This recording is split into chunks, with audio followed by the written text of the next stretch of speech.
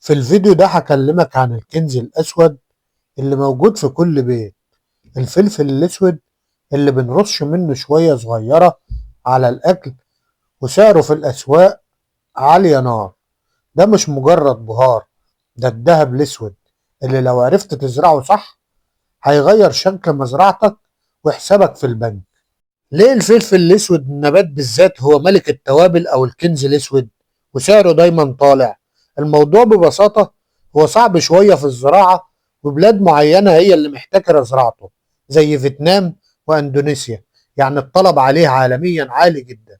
طيب إيه رأيك لو قلت لك إنك تقدر تزرعه هنا عندك؟ أيوة ممكن، بس محتاج تعرف الأسرار والتركات اللي هنقولها دلوقتي خطوة بخطوة. جهز كراستك ويلا بينا. أفضل طريقة لزراعة الفلفل الأسود من العقل أو الشتلات والجو والمكان المناسب للشجرة إنها بتعشق الدفء والرطوبة، يعني جو استوائي.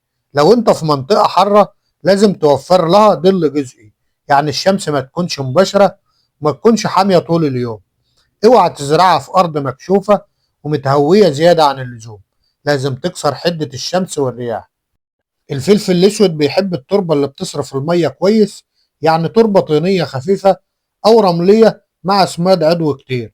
المهم ما تخنقش الجذور بالمية، عايز ري منتظم وري مناسب. الأرض تفضل رطبة بس مش غرقانة مية، لو المية زادت على الجذور تعفن والشتلة تروح منك. طيب زرعنا وتمام، المحصول هيجي امتى؟ الفلفل الاسود مش زرعة سريعة، هو محتاج صبر شوية.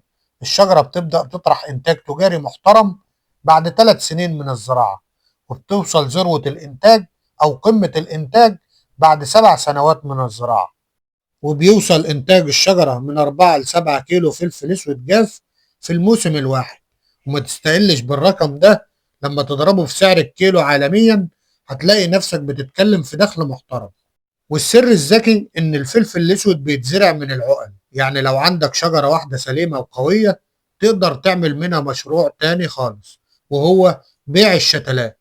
بتاخد عقلة طرفية أو وسطية من الشجرة الأم طولها 30 ل 40 سنتي وتزرعها في بيئة خصبة، وبعد حوالي 2 إلى 3 شهور يبقى عندك شتلة جاهزة سواء للإنتاج أو للبيع. دلوقتي سؤالي للمتابع، مستعد تخطط وتستثمر 3 سنين علشان تزرع الذهب الأسود؟ اكتب لي في التعليقات لو عايز تسميد مناسب لشجرة الفلفل الأسود، وما تنساش اللايك مهم علشان الفيديو يوصل لكل مزارع بيفكر يزرع حاجة جديدة ومكسبها حقيقي. اشترك في القناة علشان تشوف كنوز الزراعة اللي جاية بعد كده. والسلام عليكم ورحمة الله وبركاته.